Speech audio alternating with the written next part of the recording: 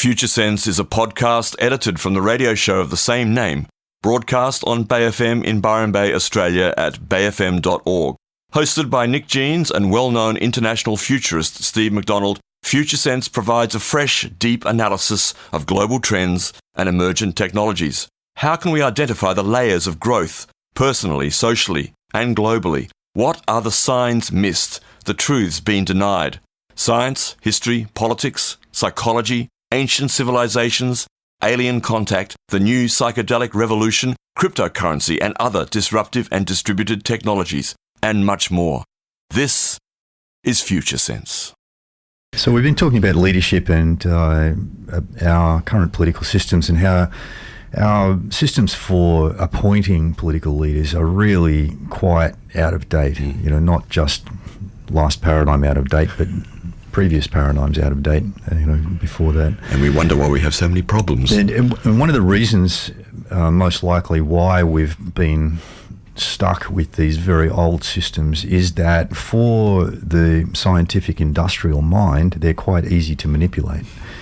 So this is one of the things about value systems. It's relatively easy for a value system to manipulate less complex value systems, and so for the scientific industrial era and the mindset associated with that, it's a very strategic mindset, and it's also individually oriented, so it tends to be self-serving. And it will, and it has done what it can to cement its power within the political sphere. And part of that, of course, has been just keeping these older systems in place so that they can manipulate them, and they manipulate them, by redrawing electoral boundaries and through advertising, through social media manipulation, those sorts of things. Yes. And that value system being what it is, this fifth modern scientific industrial value system, it has over time slowly reinforced its position so that it's now very, very difficult for the general public to have any comeback, any influence on day-to-day political decisions. Yeah. And consequently, you can get away with murder. Yeah. And it, literally, it does. Yeah.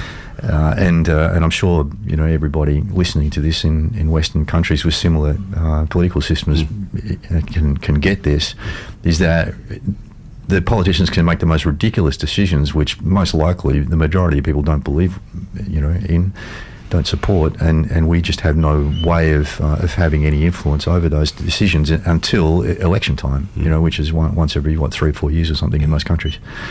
So it's a very, very difficult situation to be in, and it's just one of the evolutionary tensions which is most likely going to drive significant change in the not-too-distant future. And I guess as you're speaking to the whole science, in inverted commas, of polling and demographic understanding and research, which is what they base, of course, the redrawing of electoral boundaries, the gerrymandering of electoral boundaries on the changing demographics and how they can identify this demographic as being voters for us and that demographic not, so we'll slip them into the next electorate and so on and so on. Yeah. So that's a kind of interesting analysis from that layer that is dominant at the moment of the earlier layers of identifying people and how they do think and where their value systems lie, and then playing to marketing to those layers. That's interesting in itself, because I guess that's the first time that's been done, arguably, in the layer system via Graves's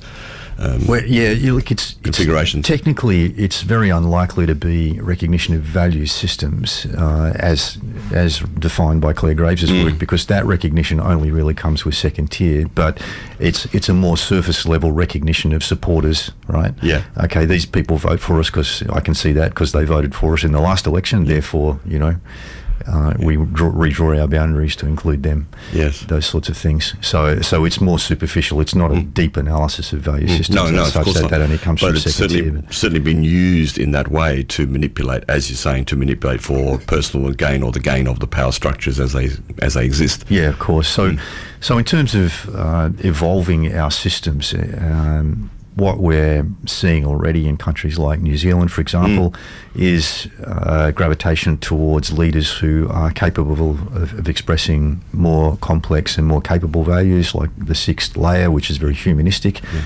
So the current Prime Minister of New Zealand, Jacinda Ardern, is clearly a more compassionate and more humanistic-oriented leader, and is starting to patch up some of the damage created by the older systems in terms of the human impact in particular. And that whole exploration of feelings, and even as a leader of a country, being willing to expose your feelings, your vulnerability to some degree, is quite a new thing, and certainly of this emerging layer, isn't it? It is. But although I do remember Bob Hawke crying, I think, when we won the America's Cup race. It was a much better picture of Bob Hawke drinking his beer and crying with the America's Cup than that recent photo of Scott Morrison with his very tight pants, with his legs sort of apart and a can of beer in his hand. That's right. Different thing altogether. That those two photographs, you could argue, are really how things have changed in 35 years in terms of leadership. Yeah, be a larrikin, drink your beer and cry, good stuff, but actually still make some decent policy decisions. So one of the things about the emerging paradigm, the sixth layer, which is very humanistic, and it is absolutely going to address many of the things that have got out of balance under the control of the previous value systems. One of the things about it is that it's really more focused on us changing ourselves in terms of changing our values, changing our morals, changing our attitudes, and less concerned about changing the material world. And so for that reason, it's not going to solve what you might call our wicked problems. It's certainly rebalancing things after things getting very much out of balance through the scientific industrial era. However, the patterns in Graves's research indicate that the emerging sixth layer, while it will redress a number of these issues, it's not going to really it's not going to make the difference in terms of the massive intersecting challenges that we're facing at a global scale, and it's the tension around that and the tension associated with the fact that even the emerging value set won't be able to solve those problems that are actually pushing us into the second tier of human consciousness. And it will only be the emergence of that seventh layer in the second tier that brings real, concrete, material world solutions to some of these massive intersecting challenges that we're facing. It's interesting though, because as I said to you off air earlier this morning, it's like tilling the soil, isn't it? This layer that's emerging, particularly in an area such as the Byron Shire, the Northern Rivers of New South Wales and other places on the planet, notwithstanding the many issues that we have here. I'm not saying it's all good. But we are moving towards reconfiguring and to look at local resilience, for example, and how do you grow your own crops, how do you save your own water, how do you support each other, these social networking skills, which are clearly absolutely essential before we can actually move forward, it would seem. So it's almost like compost for, or tilling the soil for the future. Absolutely, it's a good description. And what it is doing, and what it will continue to do over the next 10, 15 years, is free us up from reliance on the current national systems. So whereas we're very reliant in most places at the moment, for the national government's organisation and management of things like our energy generation networks and those sorts of things, we're going to, with this gravitation back to local communities and building resilient local communities and developing our own resources in terms of energy generation, food production, those sorts of things, we're freeing ourselves up. So that's creating an element of looseness in the system, which then will be ripe for the emergence of second-tier consciousness. And what it is creating is much more flexibility in the way that we respond to things and where we get our resources from. And that then brings up the question of what sort of leadership does that foreshadow going into second tier? So maybe we'll come to that in the next part. You are on Bay FM. You are tuned to Future Sense at 10:18 here on 999, or if you are tuned anywhere else in the world via bayfm.org, or listening to the podcast, which you can access if you haven't already at futuresense.it. You're tuned to Future Sense with Nick Jeans and Steve McDonald. Engage, emerge, activate, and spiral up. So for a wider piece here from one of our listeners, saying, great chat. With drought and food shortages, we could all find ourselves reverting to lower survival systems. I'd love to believe we will transition, but it is hard to see how the vast changes needed can happen rapidly enough given the leadership we have now. Pointed also you have to a piece by Paul Daly, who has written a beautiful piece on ecological grief, and you posted it to my Facebook page. I haven't had a chance, won't have a chance to look at it probably this morning before the show, but thank you very much for that.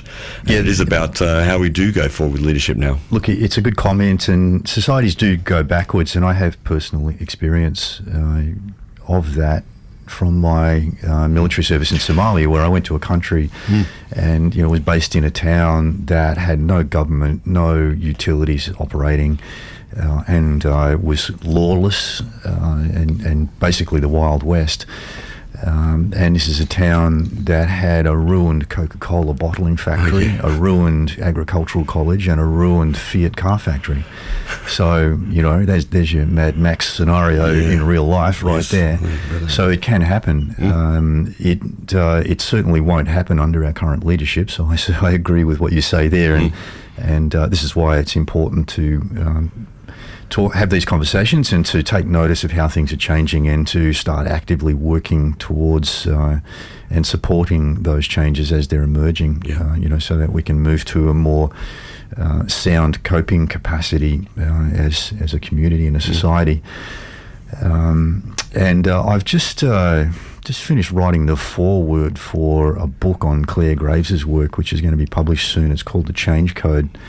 And has been written by a lady from Portland, Oregon, named Monica Bourgeot, who reached out to me and asked me to review the book and write the foreword, which I'm very grateful for. And I will keep everybody posted on the publication of that book. And I think it'll be out before the end of the year. But in the foreword, I wrote I wrote about Claire Graves's data pointing to this second tier. Great momentous leap in consciousness and the extraordinary coping capacity that comes with that, and it's that's going to save our butt. Really, is that's sort of the missing piece, isn't it? It's very hard to approach, to explain, but it's a very important piece. Just this, Yeah, and let me read a short excerpt from the foreword that I wrote for the book here. Back in 1974, Claire Graves published an article in the Futurist magazine titled "Human Nature Prepares for a Momentous Leap." It introduced his model and described an unprecedented leap forward in human coping capacity exhibited by a small percentage of his research subjects. These few people displayed extraordinary capacities, placing them well ahead of their peers and mainstream society at the time. And Graves said of that these subjects, and I'm quoting Graves here, solved problems not only more rapidly, but they also found more answers than all the others added together. Relative to the others, the rapidity with which these subjects could change their point of reference was almost unbelievable. So here were some people that he found in his research back in the 1950s and early 1960s who were pathfinders of second-tier consciousness. Only a very small percentage, of course. 7 people or so out of 1,065. That was the 8th layer. Oh, okay. So there were more in the 7th layer, which is the first step into second tier, but I don't know the actual figures, unfortunately. Some of Graves' notes got destroyed in a fire. In a storage shed some years ago, so we lost some of his raw data, and I don't have access to those figures. But these people were living examples of a future society. Basically, they were the pathfinders, displaying what humanity will be capable of in the future. Yes, and the numbers of people operating from those second tier values, would be higher now than they were back in the 50s and 60s, of course. And part of, as we said before, part of the preparation for these people to step up and show leadership and solve our problems is this movement away from centralised government control, a movement back towards resilient communities where people have the freedom to solve their own challenges and they're not relying on government, for all of the things that we rely on government for at the moment. And the first step into second tier is the kind of people that Claire Graves was just talking about, is this 7th layer of values. And some of the things that make them different and more capable are that for the first time they can see and appreciate all of the other value systems. There's a direct sensing capacity there where they can sense that people are operating from different value sets. there's no rejection, so they accept Yes. all those value sets. They're all valid, and then as leaders, they can cater to the different value systems and their different motivations and needs. Yeah, because it's about actually being able to see those first-tier systems, both their successes and failures. So it's not about making them wrong. It's actually about incorporating what has worked and noticing what doesn't work, and having a good discerning view of that. And I think, as I think it was originally, it was Ken Wilber who quoted the idea of transcend and include. That was his phrase, I think, wasn't it? Yeah. That notion of, yes, we transcend to a higher order system, but we include those lower order systems where appropriate, where valuable, where they're useful, where they can fit as part of a comprehensive integrated solution. Yeah, exactly. And if you listen to the language being used by our current leaders, they talk as if human nature is one single thing, and there is one set of values, one understanding of what's good and bad for people. And so it's all like a single conversation, whereas actually there are many, many different value sets, and what's good for one person is not necessarily good for the next person. So this comes as a natural capacity, and that in itself adds tremendous, increased coping capacity, because you can meet people where they're at, you can meet their needs, and you're not trying to force the same monochrome solutions on everybody, which we see far too much of today. And counterintuitively, you've said to me, you've already alluded to it this morning about your time in the military, that the Australian military, at least in some ways, does at times and has at times exhibited second-tier thinking, in the sense of allocating a job to someone whose skill set that fits that job, not their rank, not their position in the hierarchy, but actually this person should lead this particular mission, and this group should be in this mission because that's appropriate for this particular challenge that's there. That's true, and in the same way that we see a lot of our modern technology actually comes out of military development of technology, the same thing applies to human values, and that's kind of counterintuitive, I know, because of the business that the military does, but you've got to remember that it's tension that drives change, and so the people who are facing the most challenging problems are often the ones who develop to these more capable value sets first, and that's certainly the case when you're operating in a war where you're operating in chaos and trying to solve extremely challenging problems, and for well-intended military forces, you're trying to save lives and solve the problems that are causing the war. And so some of the other characteristics of this seventh layer in second tier are they will do what works in terms of problem solving. So they'll do exactly what works for the people who are experiencing the problem, catering to their value set, rather than acting compulsively out of behaviour sets, which is what we see in the first tier of consciousness, where people will act relatively blindly without being able to see the true nature of the problem, and they'll act according to custom. We've always done it this way. This is the way that we solve this problem. What's your problem? Acting out of righteousness, like believing that I've got the right answers and you just better shut up and receive them. Acting out of profit seeking, profit motives, or acting in order to conform to peer group pressure, those sorts of things. So all of those things drop away because fear drops away in the second tier as a major motivator, and there's also there's this coming together of science and spirituality as well. So some of the things that we currently appeal to our religious systems and our spirituality for, like altruistic nature and those sorts of things, start to just become everyday aspects of life. They're not things that are special to religious folks. They're just the way that you do things. You don't have to go to church for it or bow down to some sort of a priest or some other representative of the divine as you configure it. You can connect it as you do in your own particular way that works for you. Yeah, from a biological perspective, this is coming from the integration of left and right brain operation in terms of solving problems. And another huge benefit is this opening to multi-dimensional reality, and that's of course tied in with the merger of science and spirituality, and just having the capacity to directly sense things in what's known as a trans-rational way. So whereas in the second half of the first tier we're very rationally minded, and we've seen the extreme of that in the scientific industrial era, where everything's about logic and every problem has to be solved through logic, and that leads to inevitably a linear kind of an approach, and that doesn't work very well with non-linear systems like complex adaptive systems. Like the climate, for example. Exactly, it's a good example. And so in second tier, we open up to this rational way of problem solving, and probably the best way to think about it, if you haven't actually experienced it, is kind of like a higher order intuition, where you can just pull answers out of the quantum field, basically directly, without having to go through any logical thinking process. So, and with all of that, of course, that does describe a momentous leap, because that is a large leap for most people to take. It's a leap, perhaps of trust. Perhaps if trust isn't even a word that's enough there, but to be able to understand and to trust that intuition, that higher level intuition, and to actually go with it, is a skill that needs to be worked with, doesn't it? To be practiced, just like anything else. You have to learn how to do that, and in the transition between first and second tier, we go through this phase which Wilbur calls the pre-trans fallacy phase, where we're trying to figure out what sensory input we're getting that actually represents this deeper intuition, and trying to discern or differentiate that from fear-based feelings and those sorts of things. So that really is a learning process that we have to go through. It's a very interesting learning process. Exactly right. Yeah. But wait, there's more. Okay.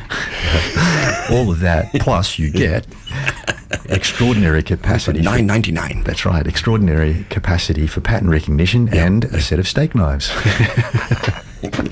But you won't need the steak knives at that time, so it's okay.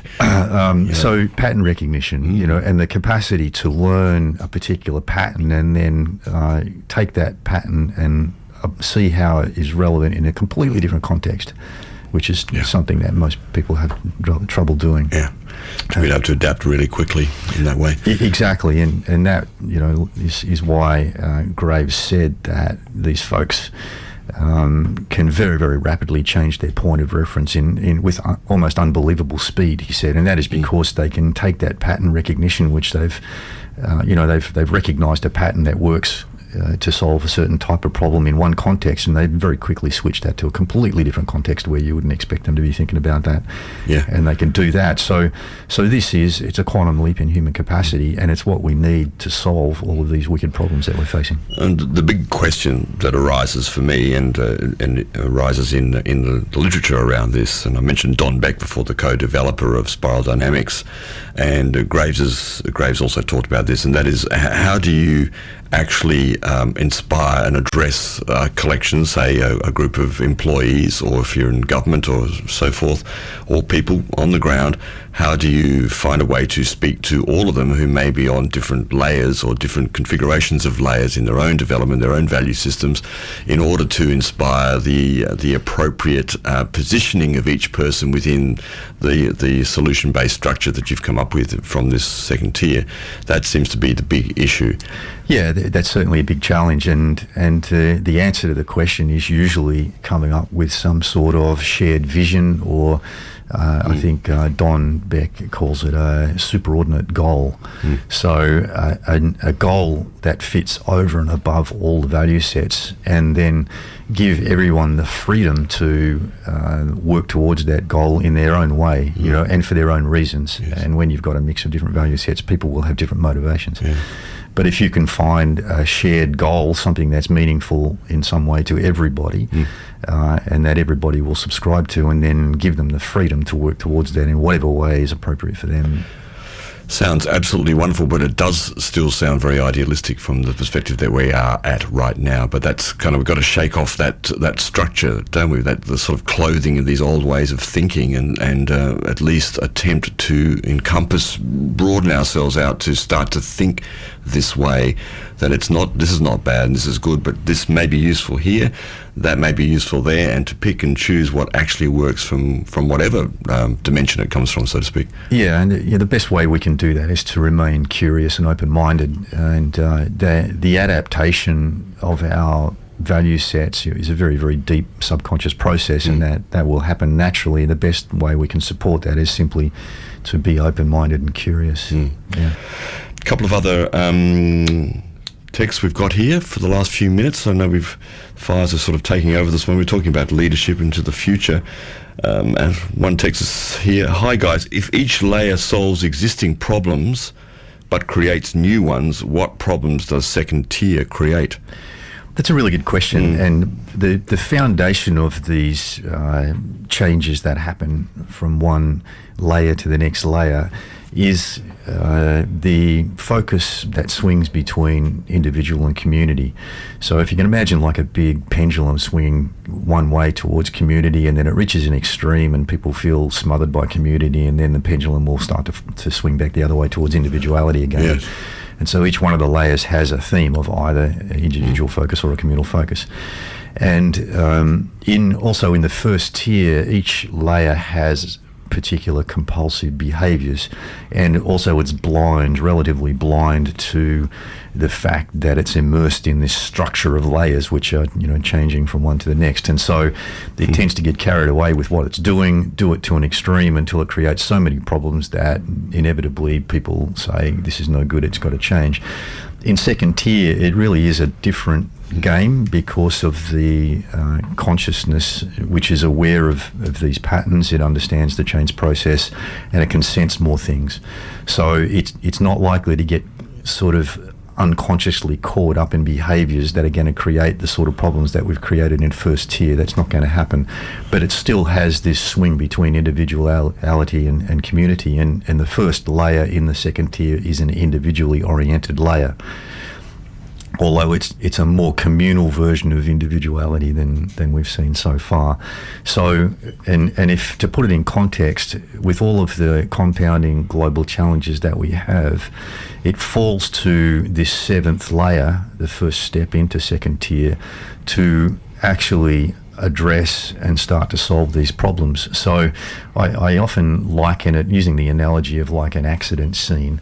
It's like the seventh layer is the first responder, and it turns up and it sees this wreckage which has been created by first tier consciousness, and it's got to act quickly to help things survive, in service of not just humanity but all life on the planet. Okay, we've messed this up, we've messed the oceans up, we've messed that up, we've got to act quickly and resolve these issues. And so it's going to have a very individually oriented problem solving focus, and it will work quickly to resolve the most serious problems first, just in the same way that a first responder on an accident scene does a triage, and it addresses the most serious things first, so more people survive. And then once that first response has completed, then you need structure and long-term care, to get things back on track again. So once the first responder's job is done, they cart the patients off to the hospital, and then you've got this institution, a communal institution, a hospital, which provides the long-term care and, ideally, and sees a sort of a sustainable solution put in place. And so that problem of switching from initial response, immediate problem solving, to long-term structure and sustainability at a communal level is the dynamic that we'll see play out between the seventh and the eighth layer. The seventh layer doing the immediate problem solving to help things survive, and then the eighth layer providing a longer term sustainable structure, which in practical terms will be some form of global coordination. So I see that as being a form of global government, but not government as we would define it now. Yes, this is the problem, isn't it? When we start thinking about global government, there is a bunch of conspiracy theories, understandably so, because there are forces probably pushing towards that kind of one world government on one hand. There are. But that's not what we're talking about. We're not talking about that. No. It's more likely to be a government in the sense of like a global wisdom council, which is made up of people selected for their consciousness and their capacity to solve big challenges, and then who won't act like our current governments do and shove the solutions down people's throats. They will act in a highly compassionate and understanding way, and let each society address things in their own way. But from an understanding that it's really life conditions which are the drivers of human behaviour. So, the idea of solving problems will fall back to understanding that, okay, if people have adequate life conditions, then they will thrive and they will grow, in a healthy way. Yeah. And so that Global Wisdom Council will be really about caretaking global life conditions, and moving resources around where they need to, providing nurturing support where they need to, and those sorts of things. So very unlike our current governments, but at some sort of global coordination structure. And clearly it brings up the issue of science and technology moving forward, which we're currently in, the glow on one hand of the incredible technology that's been developed on the planet recently and the advantages of that, and on the other hand, the dystopian feeling that much of it also brings to many people, and the questions about where we're going and how we're going with our technology. Do we need to go to Mars? Do we need 5G, etc., etc., etc.? But it's important to note that technology is moving so fast that by the time we move into this 8th level, that technology, and with the consciousness and awareness, hopefully, that evolves in this period, that we actually find a way to use technology, that we evolve technology, we use technology, we develop technology that supports all of this process of a whole world, or a holistic organism of the planet. Yeah, it's important to remember too that it's not the technology that creates the problem, it's the values of the person who's using the technology that creates the kind of problems that people are worried about. Yeah, and that is a thing. One of the challenges we have at the moment is that when new technology is developed, it inevitably becomes available to people from a variety of different value sets, and people will use the technologies in different ways. Like whether it be for their own self-interest or for some altruistic, communal interest.